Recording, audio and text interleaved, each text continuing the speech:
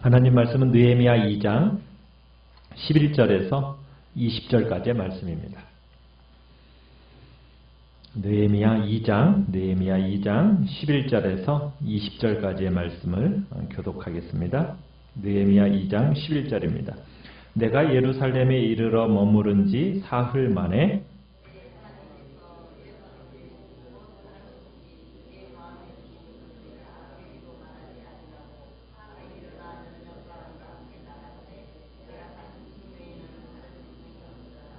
그 밤에 골짜기 문으로 나가서 용정으로 분문에 이르는 동안에 보니 예루살렘 성벽이 다 무너졌고 성문은 불탔더라.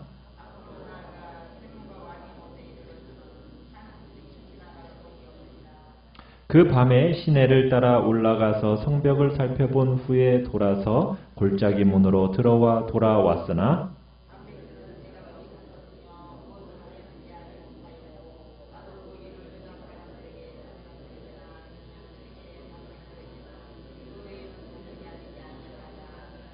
후에 그들에게 이르기를 우리가 당한 곤경은 너희도 보고 있는 바라. 예루살렘이 황폐하고 성문이 불탔으니 자 예루살렘 성을 건축하여 다시 수치를 당하지 말자 하고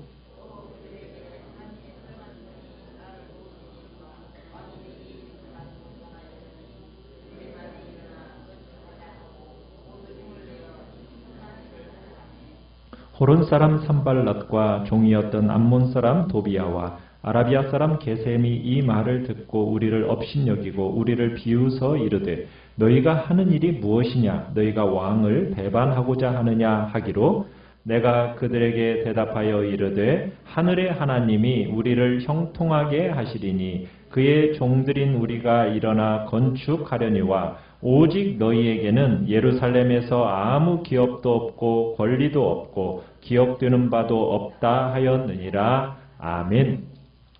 오늘 말씀의 제목은 성을 건축하며 다시 수치를 당하지 말자라는 제목으로 말씀을 나눕니다.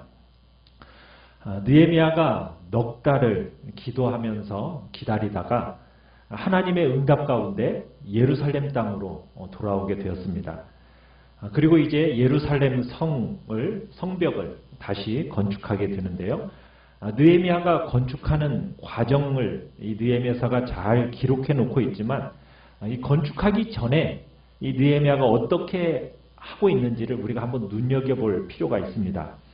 느헤미야의 모습은 우리에게 하나님의 교회를 어떻게 함께 세워가야 하는지를 우리로 하여금 깨닫는 일에 적절한 도움을 준다고 볼 수가 있는 겁니다. 오늘 본문 11절을 같이 한번 읽어보겠습니다. 11절입니다. 시작. 내가 예루살렘에 이르러 머무른 지 사흘 만에. 참 느헤미야는 하나님의 성벽이 무너짐으로 말미암아 하나님의 이름이 수치를 당하는 것에 대한 고통을 느꼈어요. 그런데 기적같이 예루살렘 땅에 이 느헤미야가 오게 됐어요. 그러나 느헤미야는 오자마자 일을 하지 않고 지금 사흘 머문 후에 이제 시작하는 걸 보게 됩니다. 그러니까 제일 먼저는 사흘 동안 뭘 했겠습니까? 쉬었겠죠. 쉬었겠죠. 왜냐하면 넉 달 가까운 장거리 여행을 지금 하고 도착했으니 사흘 동안은 아마 쉬었을 것입니다. 자, 이렇게 사흘 동안 쉬고 난 이후에 느헤미야가 자, 일을 어떻게 하느냐? 아주 신중하고 주도면밀하게 하는 것을 우리가 보게 됩니다. 자, 우리 12절을 읽겠습니다. 12절을 보시면 시작. 내 하나님께서 예루살렘을 위해 무엇을 할 것인지 내 마음에 주신 것을 내가 아무에게도 말하지 아니하고 밤에 일어나 몇몇 사람과 함께 나갈새 내가 탄 짐승 외에는 다른 짐승이 없더라. 자, 여기서 보면은 내가 아무에게도 뭐 하지 않았다? 말하지 않았다. 자, 이 말하지 않았다라는 것이 16절에 또 한번 가보겠습니다. 16절도 한번 읽어보죠. 16절. 시작. 방백들은 내가 어디 갔었으며 무엇을 하였는지 알지 못하였고 나도 그 일을 유다 사람들에게나 제사장들에게나 귀족들에게나 방백들에게나 그 위에 일하는 자들에게 알리지 아니하다가. 자, 느헤미야는 성벽을 지키기 위해서 왔는데 먼저는 말을 하지 않습니다. 아주 신중하고 주도 면밀하게 추진하고 있는 거죠. 왜 그러냐면 여러분 지금 성벽이 무너진 지가 얼마나 되었어요? 140년이 됐어요. 140년. 그러니까 140년 동안 못한 일을 해야 되는 거예요. 거기다가 약 10년 전으로 해서 어떤 일이 있었습니까? 에스라가 성벽 짓는 일을 시도했었어요. 그런데 이 르훔과 심세라는 이 사람들의 강력한 반대로 인해서 그것에 부딪혀서 이 성벽 짓는 일이 멈춰졌죠. 시도를 했지만 이미 실패했던 경험이 있다는 얘기입니다. 그런 일을 지금 해야 하는 거예요. 여러분 140년이라는 세월 동안 나라를 잃은 상태입니다. 성벽은 다 무너졌습니다. 그러다 보니 이방 족속들이 자기 안방 드나들듯이 지금 예루살렘을 드나들면서 약탈하고 노략질을 했어요. 그래서 머리가 좋고 좀 약삭 빠른 사람들은 이방의 권세 잡은 자들, 소위 산발랏이나 도비아와 같은 사람과 사돈을 맺으면서 이렇게 사돈을 맺은 거예요. 그러니까 지금 그 안에 있다고 하는 이 예루살렘 안에 있는 사람들이 이게 적인지 아군인지 알아요? 몰라요? 몰라요. 그러니까 섣불리 말해서는 안 되고 3일 동안 쉬면서 정보를 많이 들었을 겁니다. 이쪽 저쪽에 많은 이야기를 들으면서 준비하다가 이제 3일의 휴식을 마치고 나서는 바로 느헤미야가 직접 성벽을 돌아보려고 이제 돌아보러 가는 거예요. 자, 느헤미야는 예루살렘의 성의 형편이 어떠한지를 충분히 사람들로부터 들었어요. 그런데 그거 들은 것만 가지고는 일을 하지 않는 겁니다. 자기가 직접 보기 위해서 밤에 몰래 자기의 측근 몇 사람만 데리고 직접 성벽을 둘러보는 과정을 갖는 겁니다. 우리 화면을 한번 띄워주십시오.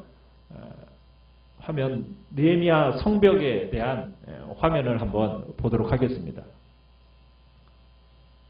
자, 이게 이제 느헤미야가 재건하게 되는 성벽이에요. 성벽. 자, 그런데 이 성벽에 문들이 참 여러 개가 있어요. 자, 그런데 여러분이 한번 이제 보시면은 13절 보시면은 그 밤에 어느 문으로부터 나갔다고 얘기하고 있습니까? 골짜기 문. 그렇죠. 자, 골짜기 문이 어디에 있어요? 저 밑에 쪽에 있죠. 골짜기 문. 예, 골짜기 문. 자, 골짜기 문으로 나가가지고 용정으로 어느 문에 이르렀다고 얘기하고 있습니까? 분문. 분문이 어디 있어요? 예, 제일 밑에 있죠. 그러니까 골짜기 문으로 나가서 제일 남쪽 문인 분문으로 갑니다. 이 분문은 무슨 문이냐면 거름더미 문. 그러니까 이 문으로 온갖 쓰레기, 더러운 것들, 이렇게 우리가 배설한 배설물들, 이런 것들은 성 안에 둘 수가 없는 거잖아요. 그러니까 그런 것들을 버리는 문, 그곳이 바로 분문입니다. 그래서 이 분문은 맨 남쪽 지금 끝에 있어요. 자, 분문으로 나가면은 여러분들이 어떤 골짜기가 있느냐면 구약성경에서 여러분들이 좀 들은 골짜기 있어요. 흰놈의 골짜기 들어보셨어요? 그 분문을 통해서 나가면은 흰놈의 골짜기가 바로 거기에 있는 겁니다.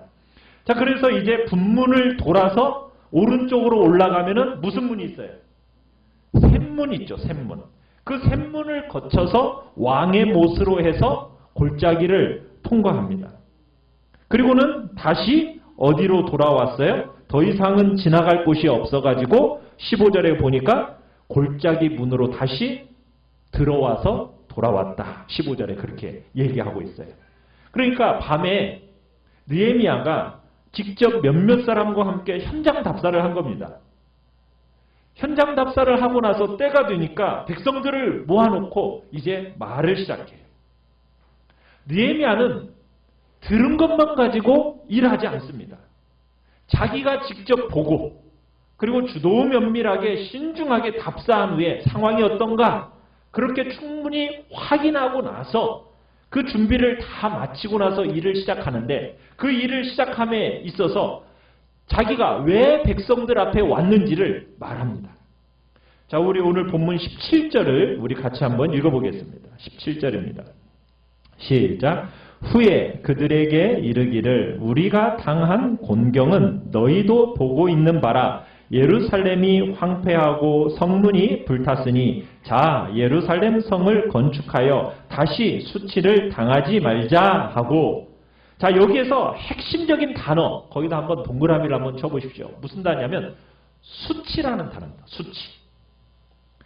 지금 성문이 다 불타고 성벽이 다 허물어져서 예루살렘이 당한 이 곤경을 느헤미야는 지금 어떻게 느끼고 있다라는 거예요? 수치라고 느끼고 있어요. 수치. 우리가 1장에서 보았던 것처럼 느헤미야는 예루살렘의 형편을 들었을 때 어떤 반응을 보였어요? 슬퍼하고 애통해하면서 눈물을 흘렸어요. 왜 슬퍼하고 애통해하며 눈물을 흘렸겠습니까? 수치를 느꼈기 때문에. 수치를.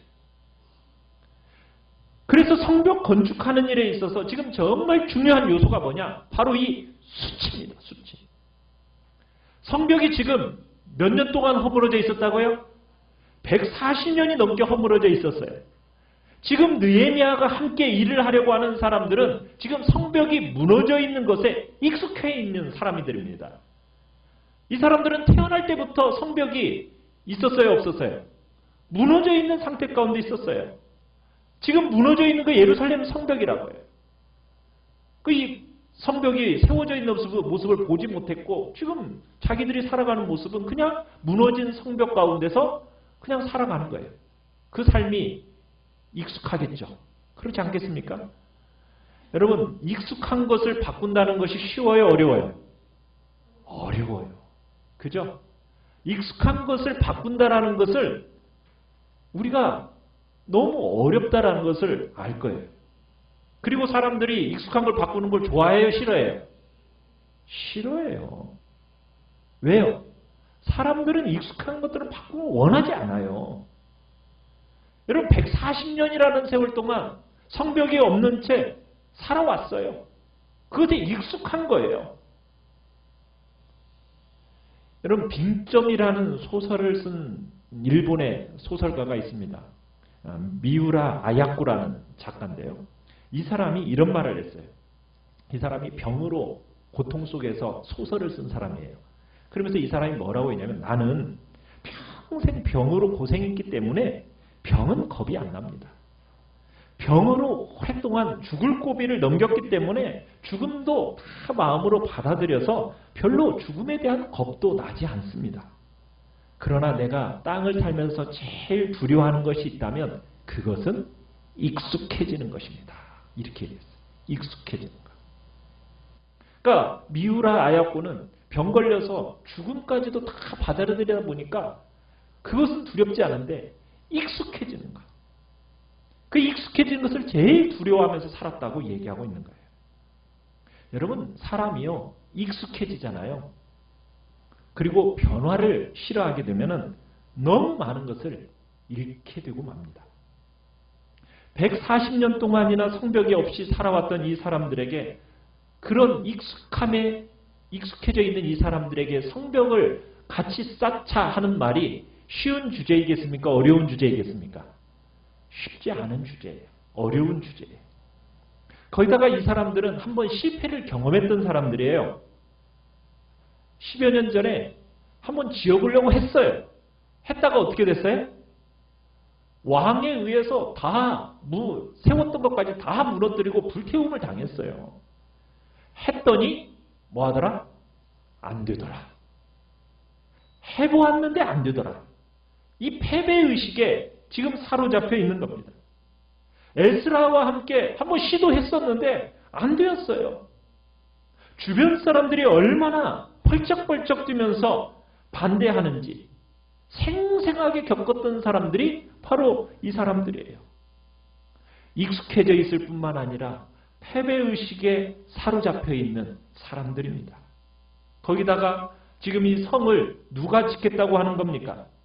여러분 성이라는 것은 보통 강력한 힘을 가지고 있는 군주든지 장군들이 짓습니다. 많은 사람들을 동원해 가지고 장군들이나 황제들이 성을 짓는 거예요. 그런데 지금 포로로부터 돌아와가지고 5만 명 남짓의 사람들이 성을 짓는다? 이게 쉬운 일이겠어요? 아니에요. 이 사람들의 경제적인 형편은 어떻겠습니까? 부유하지 않아요. 가난합니다. 그런 사람들이 지금 성을 지어야 된다는 거. 이거 가능하겠냐는 거예요. 거기다 이 성의 두께도 뭐 그냥 짓는 게 아니에요. 성의 두께가 2.7m입니다. 두께가. 높이는 2m에서 3m 높이에요. 길이도 3km 정도 되는 그런 길이에요. 그 정도의 규모예요. 그러니 그 호락호락 지을 수 있는 성이 아니란 말입니다. 상당한 재정도 들어가야 되고 상당한 수고도 투여가 되어야 되는 그런 성을 지어야 되는 거예요. 그러기에 사람들에게 있어서 가장 중요한 것이 뭐겠어요? 동기부여예요. 동기부여. 성을 지어야겠다라는 이 동기부여가 중요한 겁니다. 이게 너무너무 중요한 거예요. 그래서 오늘 느헤미야가 어떤 방식으로 이 사람들에게 지금 동기부여를 하고 있습니까? 무슨 단어를 사용해서? 수치라는 단어를 사용해서 이 사람들의 마음을 지금 흔들고 있는 겁니다. 그러면 예루살렘 성벽이 무너지고 성문이 불탄 것이 왜 수치이죠? 느헤미야가 뭐 민족적인 애틋함을 호소한 것도 틀림없이 일정 부분 있었을 거예요. 그렇지만 그것보다도 제일 중심적인 것은 뭐냐? 하나님의 이름에 대한 수치입니다. 하나님의 이름에 대한 수치. 하나님의 영광스러운 이름이 모욕을 받고 조롱을 당하고 손가락질 당하는 그 수치에 대한 이야기를 끄집어내고 있는 거예요. 그러면서 백성들의 마음에 신앙적인 불길을 지금 살려내려고 지금 하고 있는 거예요. 이들에게 성벽 쌓는 일은 그냥 하나의 일이나 과업으로 여기도록 하는 게 아닙니다. 하나님께서 자신들을 하나님의 이름의 영광을 담고 있는 존재로 열방과 민족의 소금과 빛으로서 세우셨다라는 것을 그들의 마음속에 다시 한번 각성시키는 거예요. 그런데 우리 민족이 빛과 소금으로서 살지 못해서 그 영광과 존령이 땅바닥에 떨어졌다. 그로 인해서 수치와 모욕과 조롱을 당하고 있는 이 현실을 믿음의 눈을 열어서 보도록 하고 있는 것이 지금 느헤미야가 하고 있는 일인 거예요. 그러면서 성벽 공사를 격려하고 동기부여를 하고 있는 거죠. 느헤미야가 예루살렘의 소식을 들었을 때 여러분 우리 1장에서 본 것처럼 그가 그렇게 울고 슬퍼했던 이유 뭐예요? 그 여호와의 이름하고 이 예루살렘 도성과 연결되어 있었기 때문에 그 도성 비참함이 그냥 그것만 마음 아픈 게 아니에요. 도성이 왜 세워진 겁니까? 예루살렘 도성이 의미하는 바가 뭐예요? 하나님이 만민을 축복하기 위해서 복의 통로요, 복의 근원으로서 불러놓으신 당신의 백성입니다. 그런데 그 도성이 어떻게 됐어요? 회파되어지고 무너져버린 거예요. 그냥 그 나라의 불행 정도에서 그치는 것이 아니라 하나님의 이름이 수치를 받고 조롱을 당하고 지금 그것과 연결되어 있다는 사실을 그렇게 마음 아파하고 있는 거예요. 울고 있는 거예요. 이게 느헤미야의 마음이에요. 그 마음을 지금 오늘 이 백성들에게 자신의 마음을 열어서 이스라엘 백성들에게 믿음으로 도전하고 있는 겁니다. 오늘날 이 시대를 살아가고 있는 우리들에게 있어서도 여러분 이 자세는 너무나도 중요한 자세입니다. 하나님의 몸된 교회를 믿음의 눈으로 우리 함께 세워가는 일 너무나도 중요해요. 믿음의 눈으로 뭔가를 보고 믿음의 눈으로 동기부여하고 믿음의 관점에서 하나님의 영광과 이름의 수치와 관계되어서 정말 슬픔을 느끼면서 교회를 세우려고 하는 마음이 너무너무 중요하다는 얘기입니다. 그런데 오늘날 많은 사람들이 우리 안에 그런 마음이 모자라요. 아프고 고통스러워서 정말 수치를 알고 믿음의 눈으로 정말 하나님의 집인 교회를 건강하게 세워서 수치를 벗어버리겠다. 정말 빛과 소금으로서 열방의 복음을 축복하는 정말 이 귀한 부름을 감당할 수 있는 그 신앙의 눈이 열리는 것이 너무 중요한데 그런데 이 땅을 살아가면서 그런 마음은 사라지고 그저 예수 믿어서 나 혼자 잘 복받고 내 자식이나 잘 되어서 죽을 때 뭐 큰 어려움이나 없으면 되지 뭐. 이런 정도의 종교로서 우리가 신앙생활을 한다면 그것은 기독교 신앙이 아니죠. 그건 샤머니즘이죠. 그건 세상의 일반적인 종교죠. 우리는 그렇지 않은 신앙을 가진 사람들이지 않습니까? 진리에 대한 눈이 열려서 정말 우리 이 땅에서 어떻게 살아가야 되겠습니까? 사람을 우리가 어떻게 보는 겁니까? 이 땅에서의 부름을 어떻게 하나님 앞에서 정말 충성스럽고 신실하게 감당해야 하는가? 우리 이런 고민을 가지고 이 시대를 살아가야 되는 것이 우리 기독교를 믿는, 예수를 믿는 성도들의 삶이란 얘기입니다. 그저 착하면, 조금 착하면 되는 정도로 살아가는 삶이 아닙니다. 우리는 세상과 다른 사람들이잖아요. 우리는 믿음의 눈으로 시대를 바라볼 줄 알아야 되고요. 하나님의 마음을 읽어낼 줄 알아야 되고요. 정말 그 하나님의 마음을 받들어서 섬기는 그 진리를 아는 하나님의 사람들이 우리들이잖아요. 그러면 믿음의 눈을 가지고 뭘 읽어낼 줄 알아야 됩니까? 수치를 읽어낼 줄 알아야 돼요. 우리 교회가 어떤 수치를 지금 당하고 있는가? 한국교회가 지금 세상으로부터 어떤 수치를 당하고 있는가? 그렇다면 그 수치를 마음에 품고 우리는 주님 앞에 애통해 하는 자로 나아가야, 그리고 그 복된 부름 앞에 우리가 이 땅을 축복해내는 그런 복된 근원이요 통로로서 쓰임받을 수 있게 된다는 겁니다. 그러기에 우리에게 믿음의 눈이 열리는 게 너무너무 중요한 거죠. 수치에 대한 도전을 하면서 이스라엘 백성들을 격려합니다. 우리 18절을 같이 읽겠습니다. 시작. 또 그들에게 하나님의 선한 손이 나를 도우신 일과 왕이 내게 이른 말씀을 전하였더니 그들의 말이 일어나 건축하자 하고 모두 힘을 내어 이 선한 일을 하려 하매. 자, 느헤미야가 지금 이스라엘 백성들의 마음에 익숙해져 있고 패배의식에 찌들어 있던 이 마음을 지금 믿음의 관점으로 다 눈을 열어줬어요. 그리고 이것이 정말 가능한 이유가 뭔지를 이제 말을 합니다. 어떻게 말을 하냐면 지난 4개월 동안 하나님이 자기를 어떻게 도와주셨는지를 얼마 전까지만 해도 이 일을 못하게 했던 이 왕이 어떻게 허락했는지를 이야기한 거예요. 이스라엘 백성들이 이 이야기를 들으면서 격려를 받았어요. 그러면서 이들이 하는 얘기가 뭐예요? 일어나서 건축하자 하면서 사람들이 나오게 되는 거예요. 그러면서 뭐라고 얘기해요? 모두 힘을 내어 이 선한 일을 하려 하고 했다고 얘기하고 있어요. 일부분만 하려고 했어요? 모두 하려고 했어요? 모두. 여러분, 대부분 세상 학자들의 관점은 이런 겁니다. 공동체를 구성하고 있는 20%만 움직이면 못할 일이 없다. 이렇게 얘기해요.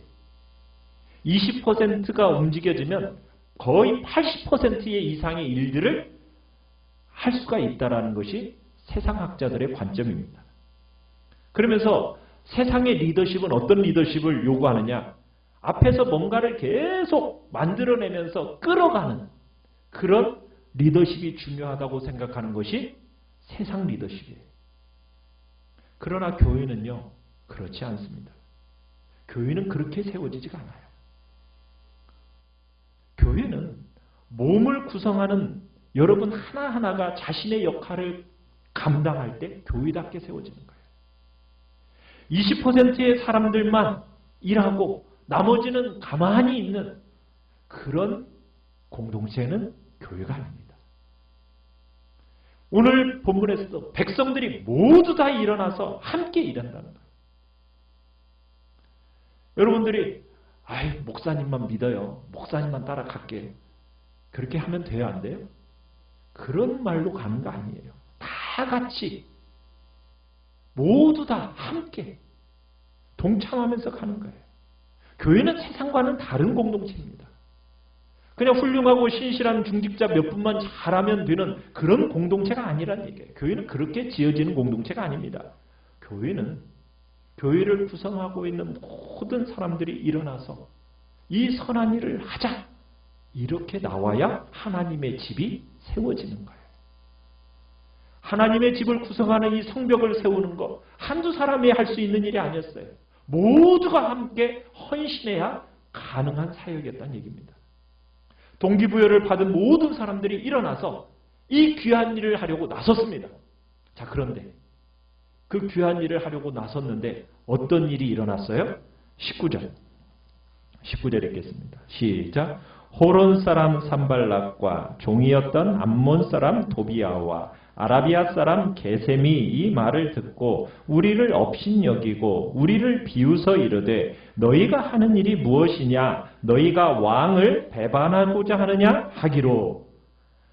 여러분, 주님의 이 일을 함에 있어서 어떤 일이 일어나고 있어요? 수많은 대적과 거스름이 일어나고 있어요.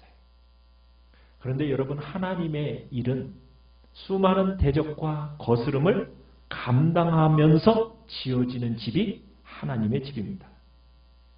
하나님의 집은요, 편안하게 내가 결심했더니 저절로 쉽게 어려움 없이 지어졌어. 그런 일이 있을까요? 없을까요? 없습니다. 하나님의 집은 그렇게 지어지지 않아요. 4개월 동안 기도하면서 기다렸어요. 그리고 하나님이 기적같이 문을 열어주셨습니다. 이스라엘 백성들의 흐트러진 그 마음을 다 묶어서 함께 일어나 건축하자! 다 지금 일어나서 시작하려고 했더니 뭐가 일어나고 있어요? 대적이 일어나고 있어요. 거스름이 일어나고 있어요. 하나님의 일들은 이 거스름과 대적을 감당하며 해야 하는 일입니다. 하나님의 일들은 거스름과 대적 없이 할 수 있는 일이 아니라는 것을 우리가 잘 기억해야 된다는 얘기입니다. 오늘날 한국교회를 보면 교회 찾아 유리방황하는 성도들이 참 많아요.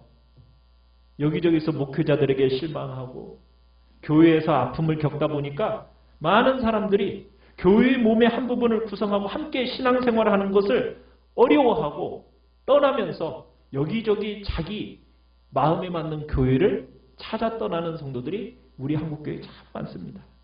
그 중에서 이제 설교를 듣기 좋은 만한 그런 교회에 형식적으로 딱 안착해가지고 설교만 듣는 형태의 그런 신앙생활을 하려고 하는 사람들이 참 많아요. 그러다 보니까 대형교회들 속에 많은 사람들이 묻혀 있는 겁니다.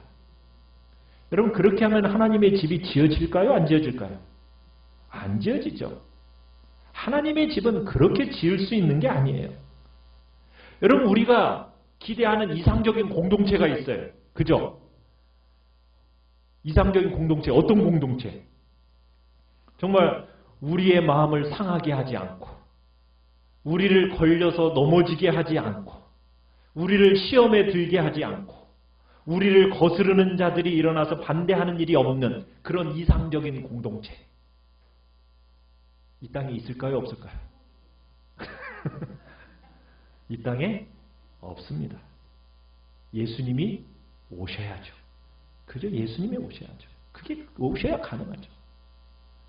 우리가 이 땅에서 하나님을 받들어 섬기는 수많은 순간 우리의 마음을 다치게 하는 일들이 일어나고요. 우리를 반대하는 대적들이 끊임없이 일어나고요. 사람들로 인해서 우리 실망할 수밖에 없고요. 결국 하나님의 집을 짓던 손을 멈추게 하려는 수많은 상황들이 우리에게 우리가 경험하게 되는 거예요. 우리는요, 그런 거 다 받아내면서 집을 지어야 돼요. 그렇게 지어지는 집이 하나님의 집입니다. 어렵다고 포기하고 뒤로 물러서서 낙심하고 뒷걸음질 치면 돼야 안 돼요. 안 돼요. 그 제일 좋아할 존재가 누구겠어요? 마귀가 제일 좋아하겠죠. 뒤로 물러나가지고 비판만 하고 뒤로 물러나서 손가락질만 하고 자신은 그런 자리에 있으려고 하지 않는 거 누가 제일 좋아해요? 마귀가 제일 좋아해요. 우리는 아픔 많고 거스름 많은 이 세상 속에서 우리 그거 다 감당해내면서 지어지는 집이 진짜 하나님의 집인 거예요.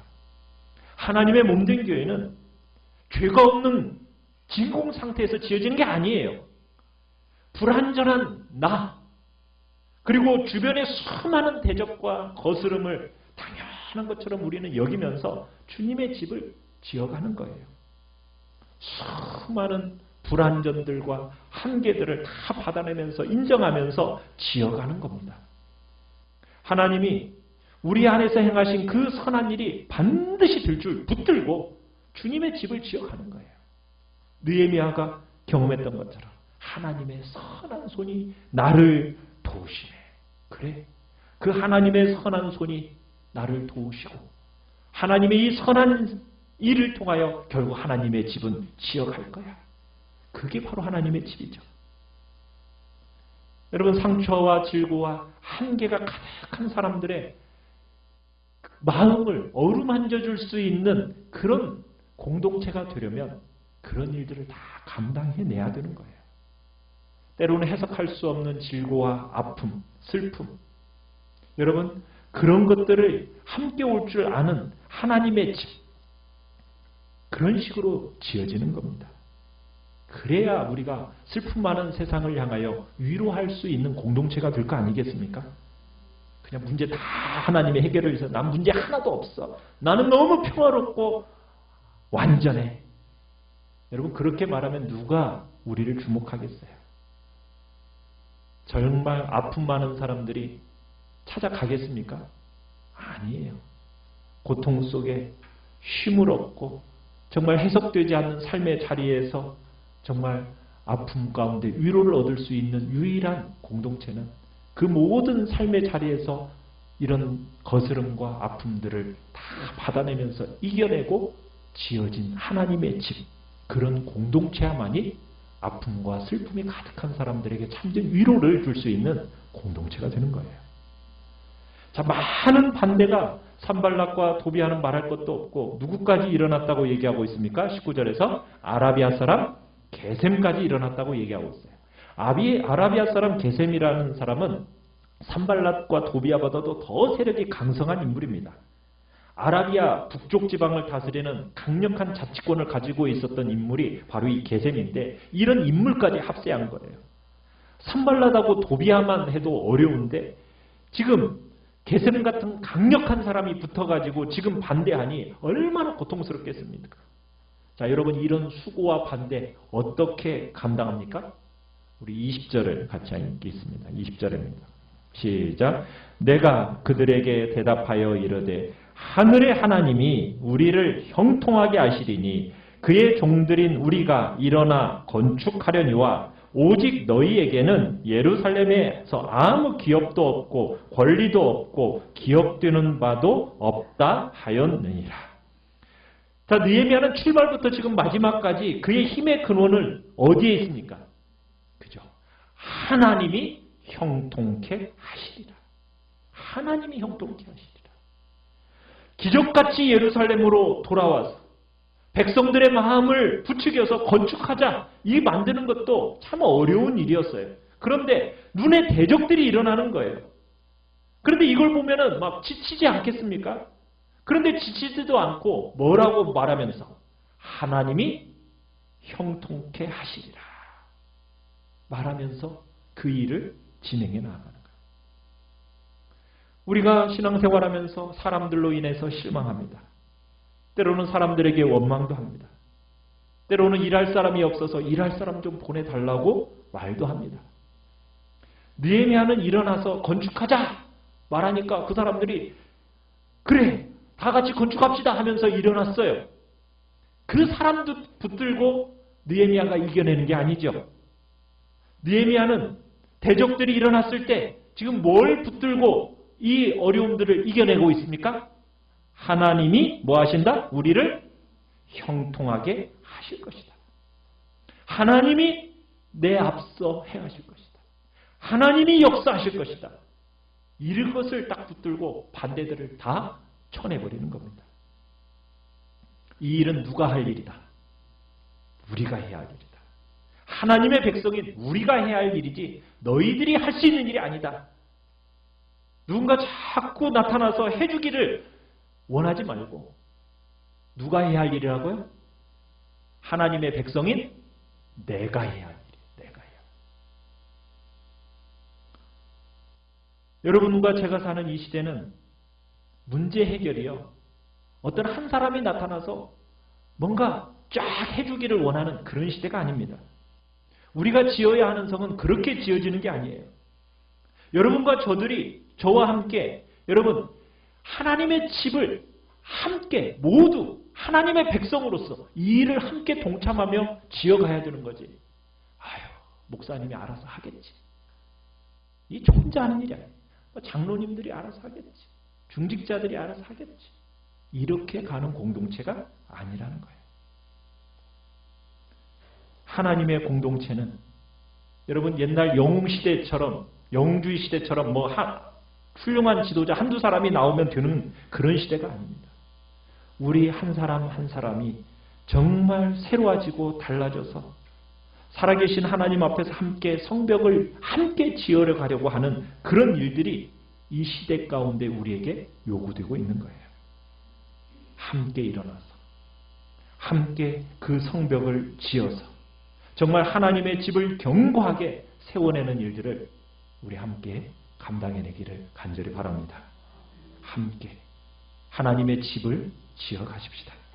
그냥 몇 사람에게만 맡겨놓고 알아서 하겠지. 이것은 우리의 마음의 태도가 아닙니다. 함께 같이 끝없이 믿음의 눈으로 그리고 하나님께서 형통하게 하시리라 고백하면서 여러분 이 수고를 감당해야 할 자는 다른 사람이 아니라 누구다? 바로 나다. 우리다. 지금 하나님의 성벽을 지었던 느헤미야처럼 우리도 이 하나님의 집을 신실하게 지어내는 그런 복과 특권이 우리 모두에게 풍성하게 주어지기를 간절히 바랍니다. 오늘 말씀을 생각하면서 우리 같이 찬양합시다. 우리 같이 찬양합시다. 우리 같이 찬양합시다.